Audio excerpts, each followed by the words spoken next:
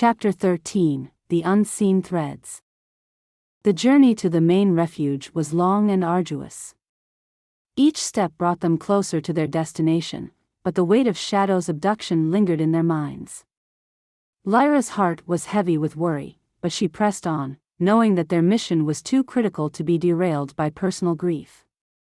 When they finally reached the main refuge, the sight of the massive underground complex filled them with a brief sense of relief.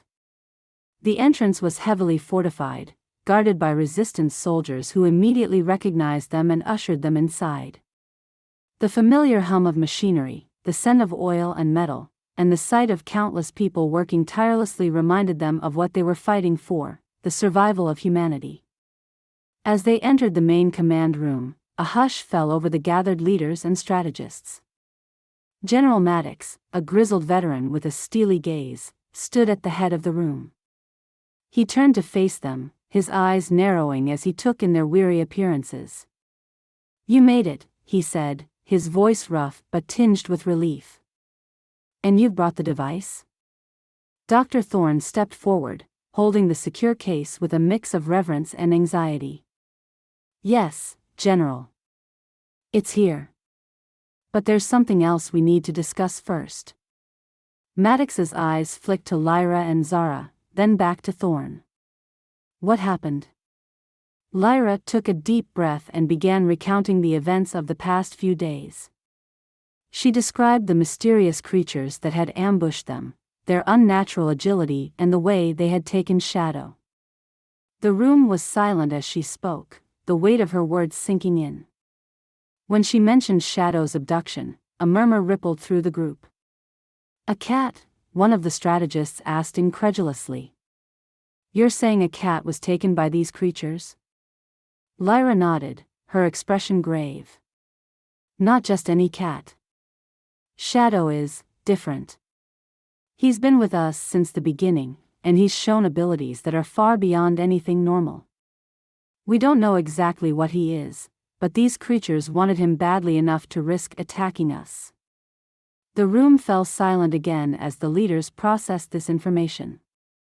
Maddox's brow furrowed in thought. If these creatures wanted him, it means he's important to them, and possibly to us. We need to understand what they are and what they plan to do with him. A younger officer, Lieutenant Marlowe, leaned forward, his eyes alight with curiosity. "Could he be some kind of key? Maybe he's linked to the aliens in a way we don't understand yet." Dr. Thorne shook his head. "It's possible, but without more information, it's just speculation.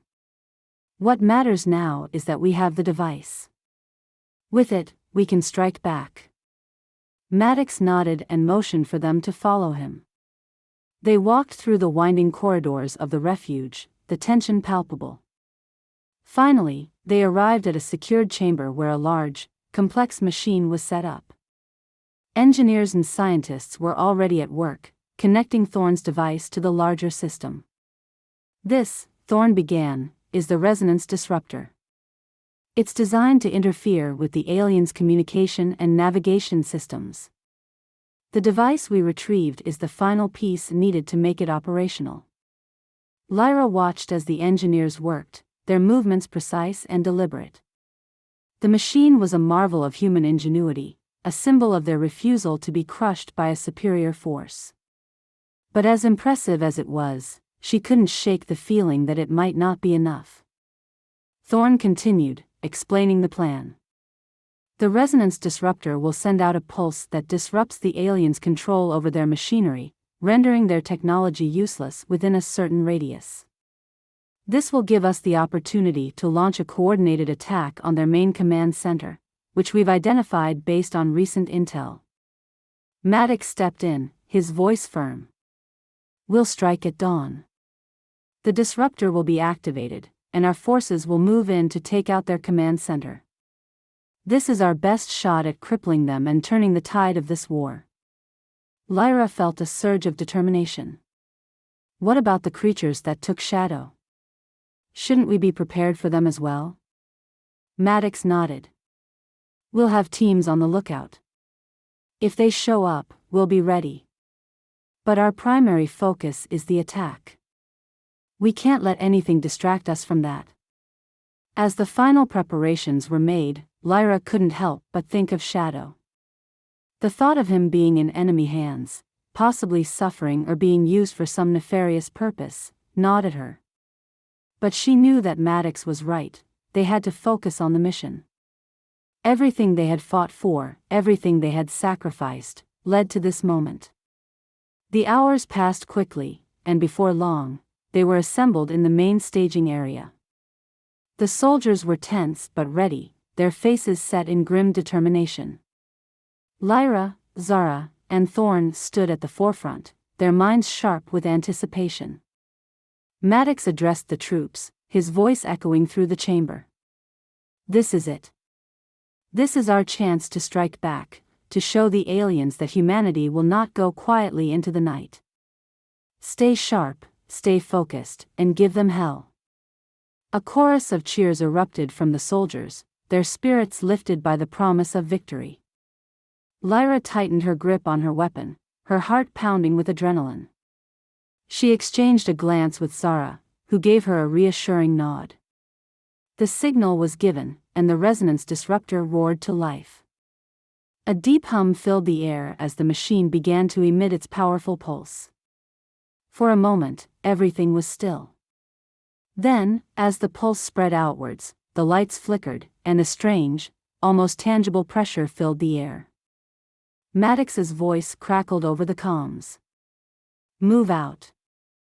The doors to the refuge slid open, and the soldiers poured out into the dawn light. The landscape outside was bathed in a pale, eerie glow as the disruptor's pulse continued to radiate. In the distance, Lyra could see the faint outlines of the alien command center, a massive structure that loomed over the ruins of the city. They moved quickly, the soldiers fanning out in formation as they advanced towards their target. The disruptor's pulse was doing its job, alien machines lay dormant, their lights flickering as they struggled to stay operational. But Lyra knew it wouldn't last forever. They had a narrow window to complete the mission.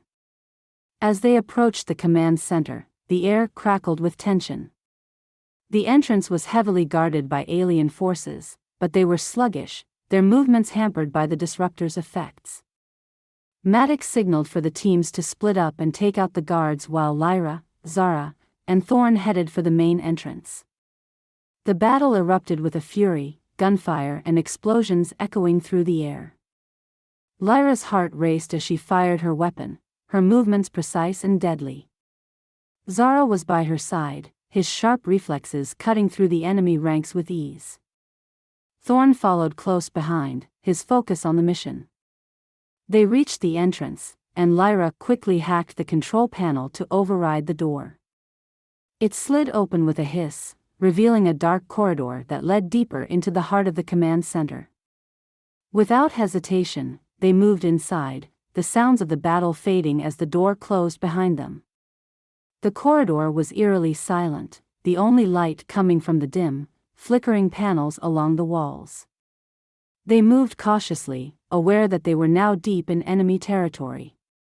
Every shadow seemed to hide a potential threat, every sound a possible ambush.